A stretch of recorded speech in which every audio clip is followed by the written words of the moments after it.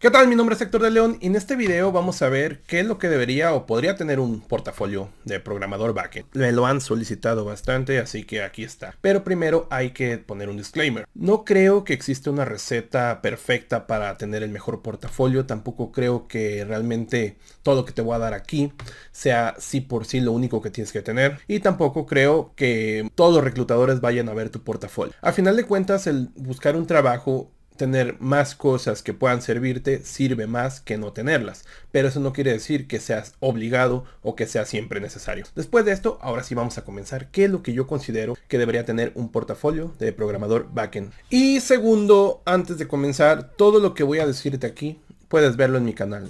Hay videos que describen cada punto que voy a explicar aquí y te los voy a dejar en el primer comentario fijados, así que tienes el material, puedes hacer tu portafolio, pero primero vamos a ver cuáles son los puntos que yo considero que debe tenerlo. Hay que ponernos del lado del reclutador o de la persona técnica del trabajo que va a analizar tu portafolio. Esta persona está viendo muchos portafolios al día. No creo que el tener 10, 20, 30 proyectos sea muy benéfico para tener como portafolio, ya que no van a ser vistos todos. Porque imagina que están buscando un programador backend, están viendo 10 perfiles y cada perfil tiene 10 portafolios. Es ver 100 proyectos. Yo creo que esto es medio engorroso y creo que es sobre trabajo para mostrar un portafolio. No digo que tengas en tu repositorio solamente 10 proyectos, sino digo que en tu portafolio que vas a mostrar en tu CV tengas lo adecuado. Y para esto yo creo que basta con tener un proyecto que tenga las siguientes características. Primero, los fundamentos del backend. ¿Qué son los fundamentos del backend? Bueno,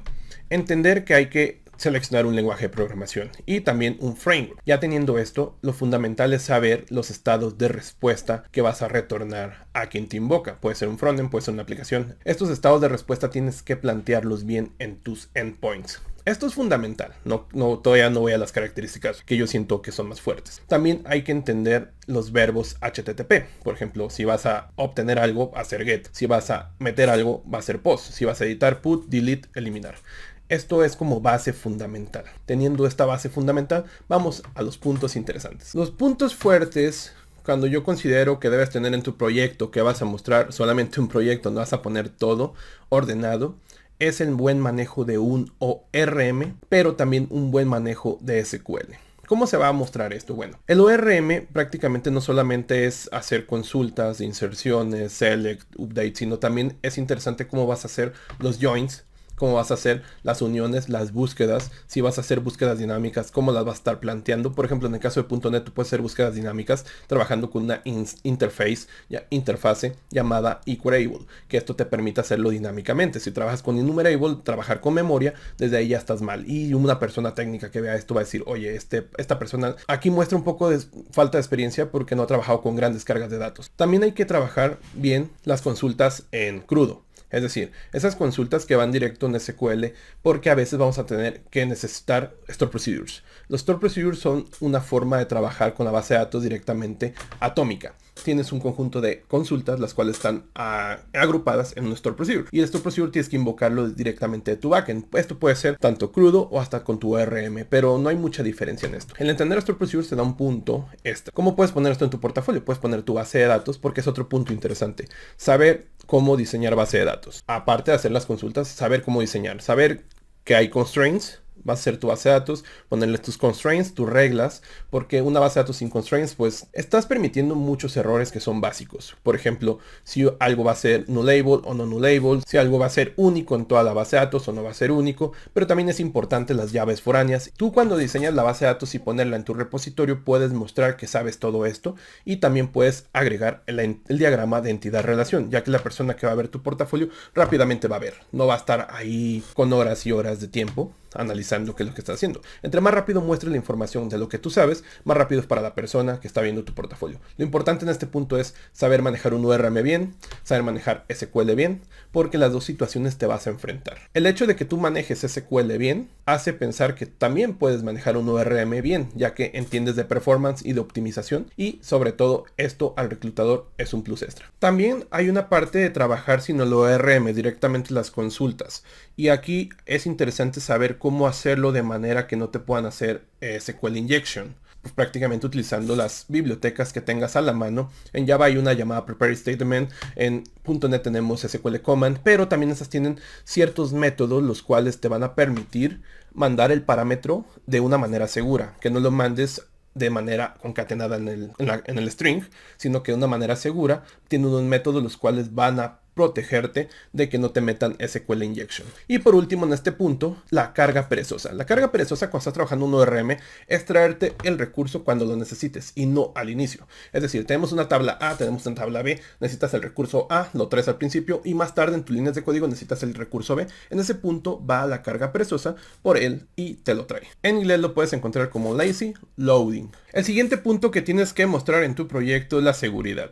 ¿Cómo vas a manejar la seguridad? Algo que yo te sugiero que plantees bastante porque es de lo más utilizado en cuanto a seguridad en autentificación es JSON Web Token. Así que darle una leída a JSON Web Token, pero mostrarlo con tu framework. Regularmente el framework que utilizas en backend va a tener ya una implementación con JSON Web Token, pero hay que entender cómo manejar JSON Web Token bien, no solamente manejarlo sin saber qué es lo que vas a meter ahí. JSON Web Token nos da una facilidad de poder meter data, la cual se va a estar reutilizando quizá en el frontend y así no tener que estarla solicitando a cada vez.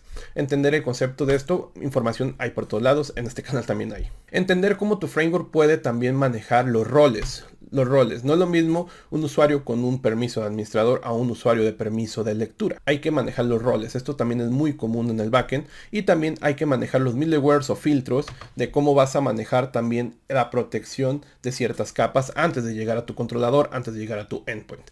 Mostrar esto en tu proyecto, la seguridad, te va a dar un plus extra. A veces los programadores pensamos cuando comenzamos en el backend que solamente somos unos endpoints que recibimos información y le regresamos una respuesta. Pero no siempre es así. Hay un concepto llamado tareas en segundo plano. Muchas tareas en segundo plano en el backend son importantes. Estas tareas pueden manejar tareas en tiempo real, pueden manejar tareas de colas de procesos, es decir, a veces tienes una necesidad en tu sistema de hacer algo que va a sobrecargar el servidor. Entonces no puedes permitir que esto se te sature de solicitudes. Por ejemplo, hacer un reporte que tarde 5 minutos. Imagina llegan 1000 solicitudes y tú estás permitiendo eso, esto te va a sobrecargar el servidor y esto te lo puede tumbar. Entonces el proceso aquí para poder solucionar esto es una tarea encolada. Los puedes encontrar como QTask, existen en todos los frameworks de backend y los QTask vienen siendo esa parte de estoy recibiendo algo, espérate tú chaval, hago esto primero, pero entraste a la cola. Yo ya le respondí al frontend, tu solicitud está en espera. Yo te voy a mandar una respuesta. ¿A dónde? Pues aquí llega otro concepto llamado los webhooks. Los webhooks es un callback posterior el backend lo va a entender donde tengo que responderte yo una vez termine. Es una de las cosas técnicas que importan mucho. Si tú lo muestras en tu proyecto que estás poniendo en tu portafolio, va a darle una noción a la persona que está viendo tu portafolio que sabe más allá de hacer simplemente CRUDs. Y las tareas de segundo plano también pueden ser, por ejemplo, tareas programadas. Una tarea que esté haciendo limpieza en la base de datos, en una carpeta, en un S3, en lo que sea, pero esta limpieza se hace en la madrugada, comienza a cierta hora, eso también se puede hacer con tareas en segundo plano. Y las tareas en tiempo real es cuando estás programando un chat, tienes un concentrador y este concentrador hace suscripción por medio, aquí se simula mucho el patrón de diseño observador y prácticamente te suscribes a este concentrador y este concentrador está listo para mandar los mensajes dependiendo de la regla de negocio que tú hayas puesto. Por ejemplo, un chat va a mandar mensajes solamente a los del grupo del chat que estén relacionados a este. Entonces mostrar también que sabes trabajar tareas en tiempo real también te va a dar un plus extra. Mostrar que puedes documentar y sobre todo la documentación en el backend ahorita lo más utilizado es Swagger. Swagger es un formato el cual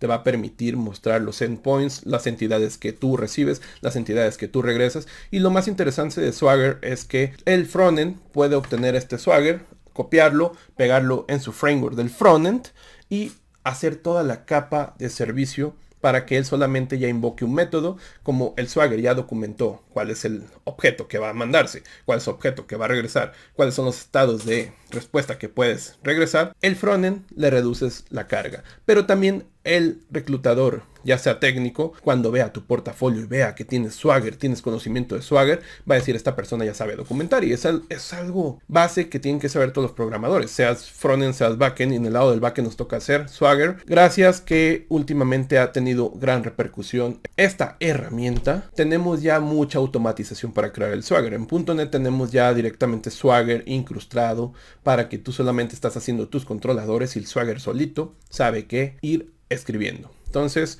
es importante saber de qué va lo que está escribiendo Swagger, entender todo lo que está escribiendo, porque esto te va a dar también, sobre todo, una valoración más para la persona que está buscando un backend dev. A veces cuando comenzamos a programar no entendemos que la importancia que tienen las pruebas unitarias. Las pruebas unitarias es algo que se va a utilizar bastante en los trabajos porque te reducen problemas a la escalabilidad y mantenimiento de código. El que tú muestres que puedes utilizar pruebas unitarias en tu framework va a dar una noción de que tienes más expertise de lo básico. Entonces esto te va a ayudar bastante porque a final de cuentas es algo que sea seleccionado o no sea seleccionado, es algo que tienes que saber utilizar. También la cobertura de código, cuánto estás cubriendo de tu código con pruebas unitarias, que realmente es un tema de debate si tienes que cubrir el 100% o no. Yo creo que no, solamente cubrir, en mi opinión, cubrir solamente lo que más cambia, lo que más afecta, que viene siendo a veces la parte central del modelo de negocio. Y patrones de diseño. Patrones de diseño son base porque los frameworks en sí mismos tienen patrones de diseño por todos lados. Los importantes que yo creo que en el backend tienes que mostrar, pero no siempre tienen que existir patrones de diseño, ya que a veces el patrón de diseño se convierte en un antipatrón de diseño cuando no debe ir. Pero aquí el punto es, ¿cuáles yo creo que son importantes entender? Yo creo que es importante entender observador por las tareas en tiempo real, entender el mediador, entender el inyección de dependencia, el cual para muchos no es un patrón de diseño, pero entiende el concepto, entiende también el patrón de diseño factory, el builder, entiende el patrón de diseño facade, que es muy utilizado en Laravel, facade está por todos lados, singleton también es importante, también en el caso de los patrones de comportamiento agrega estrategia, agrega el patrón de diseño estado, y con esos puedes comenzar. Esos patrones de diseño yo los tengo en un curso que están también en el primer comentario. Pero ojito, los patrones de diseño hay que entenderlos, hay que ver su objetivo para saber cuándo aplicarlos. No siempre va bien tener el patrón de diseño cuando no hay el objetivo que quiere cubrir. Tú lo estás forzando y ahí a lo mejor no va. Hay que entender la base del patrón de diseño y cuándo sí y cuándo no. Pero son importantísimos mostrarlos, sobre todo también en tus proyectos de portafolio. Y como extra, esto yo lo meto como extra porque creo que sería súper importante que tu backend tuviera un frontend. Un frontend muy sencillo. Un frontend que invoque las tareas principales de lo que estás mostrando. ¿Por qué?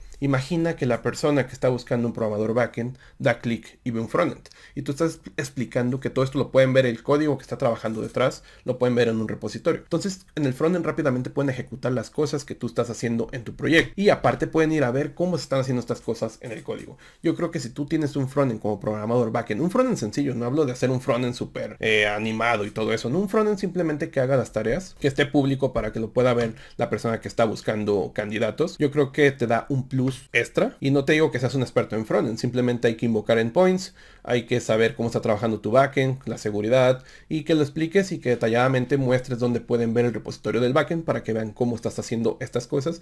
Y eso te va a dar un plus extra y vas a ahorrarle mucho tiempo a la persona que está buscando candidatos. Si le ahorras tiempo a esta persona, puede ser más fácil que te seleccione. Entonces, eso es un extra. Y recordad que todo esto son sugerencias, no es una ley, no es una receta mágica que diga Héctor de León dijo esto y esto tengo que hacer.